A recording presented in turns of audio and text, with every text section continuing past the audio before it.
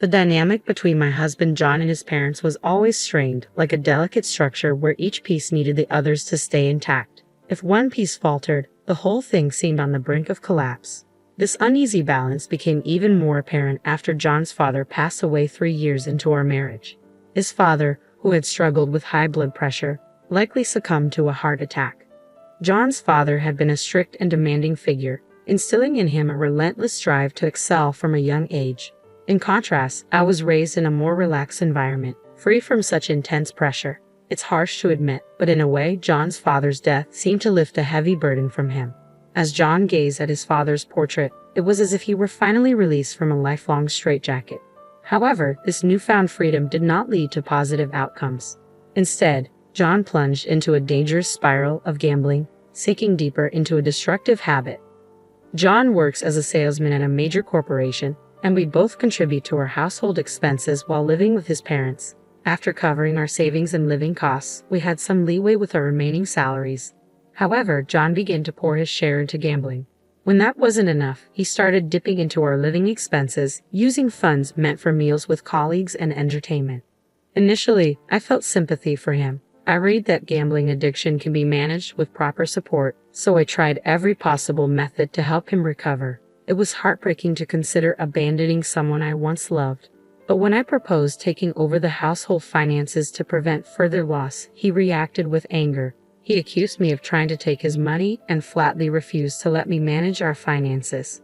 Despite my explanations about gambling addiction, he dismissed my concerns, insisting that he simply needed to spend a bit of money to relieve stress and accusing me of treating him like he was ill.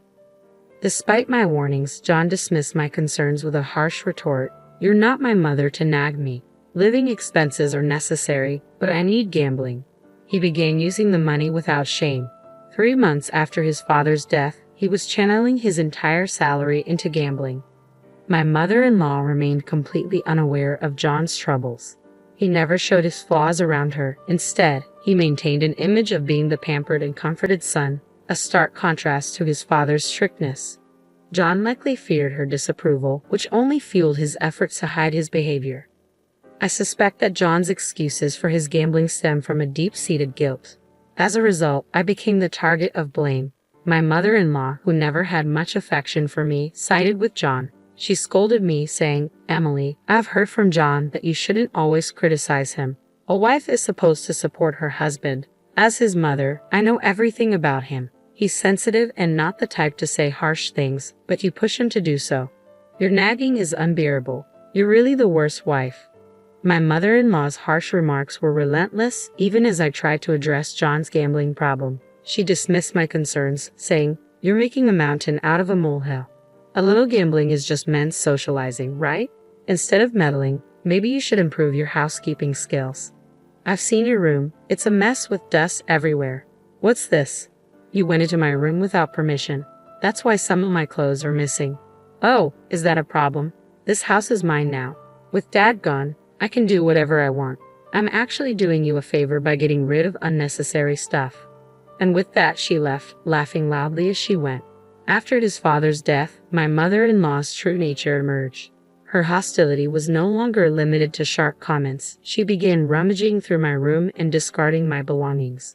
When I brought this up with John, he accused me, saying, "Are you accusing my mom of theft? You probably lost it yourself. Are you just trying to use this as an excuse to get more from me?" Instead of offering support, he yelled at me, dismissing my concerns. The realization that I was enduring such treatment from him just because we were married became increasingly unbearable. The situation reached a breaking point when I discovered John had been dipping into our future savings. It was clear to me that divorce was the only viable option, but given how John treated me like an unpaid housekeeper, I wondered if he would ever agree to a divorce willingly. Just as I was grappling with this uncertainty, unexpected help arrived. "Hey, Emily, I need to ask you a favor," my mother-in-law said, her tone oddly coaxing. "Would you consider divorcing John? I know it's sudden, but I'll offer you alimony, $50,000. How does that sound?" I was stunned, thinking I might be dreaming, but a pinch on my leg proved it was real. "I understand you still have feelings for John," she continued. "You always made me out to be the villain to get his attention, but you're not a good match either. John is exhausted from your nagging and lies. And the money you both saved, did you use it for yourself, despite claiming it was for future children? I was speechless, overwhelmed by her revelations. It seemed John had shifted the blame for his financial misdeeds onto me. My mother-in-law's offer of $50,000 felt like hush money, designed to silence me and smooth over John's reputation. I almost shouted that John's accusations were nothing but lies, but then a different idea struck me. It was distasteful, but if I played along, I could secure a divorce along with alimony. Since it was my mother-in-law's proposal, John wouldn't likely refuse it. Understood. I accept your offer, I said, forcing a smile. Thank you for your generosity. With my mother-in-law orchestrating the process, the divorce was quickly finalized. I made sure to secure my portion of the remaining savings. I received a written agreement for the alimony from my mother-in-law, which was transferred without delay. I was relieved, knowing the money likely came from my father-in-law's inheritance. I rented an apartment near my office, complete with a spacious walk-in wardrobe and a loft. The impact of money was astounding. Living in such a desirable place quickly made me forget the mistreatment I had endured from John and his mother. 5 months after the divorce, my mother-in-law reached out to me. I hadn't changed my phone number, and as I glanced at my phone, her voice came through, pleading, "Emily, please help me." I was taken aback by her desperation as she continued, "I regret how things ended. Please, can you help me?" My mother-in-law began to explain her predicament. It became clear that her push for the divorce was influenced by John's statement, "I want to live just with you, Mom." John had likely painted a skewed picture of me, focusing on my supposed nagging while concealing his gambling addiction. My mother-in-law, thrilled by her son's desire for closer proximity, failed to see his ulterior motive. After I left, John convinced her to transfer the house into his name, assuring her, "You can trust me with the finances. It was going to be my inheritance anyway." She agreed without question, but this proved to be a grave mistake. Once the house was in his name, John immediately took out a mortgage on it. My mother-in-law only discovered the extent of the issue 2 days ago when she received a foreclosure notice.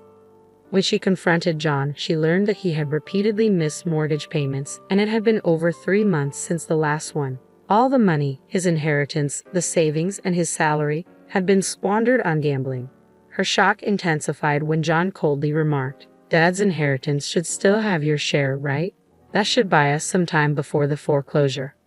My mother-in-law responded that there was no money left. It had been spent on my alimony and luxury items.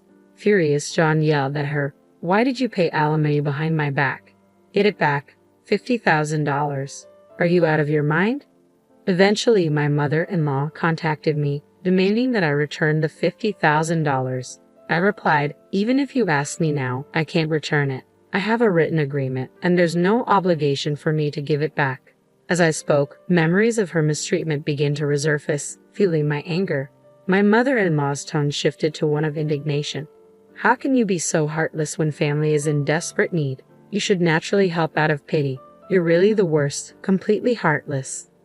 I repeatedly tried to address John's gambling problem, but you brushed it off and dismissed my concerns as overblown.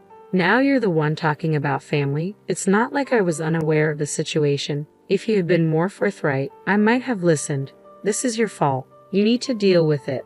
Your selfish attitude. Clearly, like mother, like son, aren't you the one who prided yourself on knowing everything? I didn't touch the savings. It was all your son's deceit. You failed to see through him, and now you want me to fix things. I'm fed up. Thanks to you, we're strangers now. As I pressed further, my mother-in-law fell silent. "I'll claim that you stole the $50,000 and sue you," she threatened. I sighed at her short-sightedness. "Given what you've just said, it will be clear that it's a false claim. I recorded this call for evidence." "What did you say?" "It's a call from the mother-in-law who kicked me out." "Why would anyone expect anything good? There's no way she could accuse me of theft, especially with a written agreement." With that, my mother-in-law had nothing more to say. "Are we finished here? Resolve this with your son. If I receive another ridiculous call like this, I'll consult a lawyer and pursue it as far as necessary. Be prepared." I emphasized my point before hanging up. After that, there were no more calls from my mother-in-law, though John did reach out, asking to reconcile. Due to repeated missed payments and eventual default, The family home was auctioned off, and both John and his mother were evicted. It also came to light that John had borrowed money from several colleagues, which became known at his company. His abrupt address change and the rumors of his debt created a tense atmosphere at work, leading to his removal from his sales position and a significant drop in his salary. "Mom, come back to me. I can't make it on my own," John pleaded, living in a cramped apartment with his mother, struggling to manage their finances and being constantly hounded by phone calls and emails for repayment. He appeared overwhelmed and stressed. "I tried to help you, but instead of accepting it, you yelled at me with harsh words. Why would anyone want to return to that? You're getting exactly what you deserve." I regretted not changing my phone number sooner, but being able to express my feelings to John in the end felt oddly satisfying. The family dynamic shifted dramatically after my father-in-law's passing. John's life, once controlled by his father, ended up being both freed and ruined by his own actions. Whether the shattered pieces of their lives will ever be repaired is no longer my concern.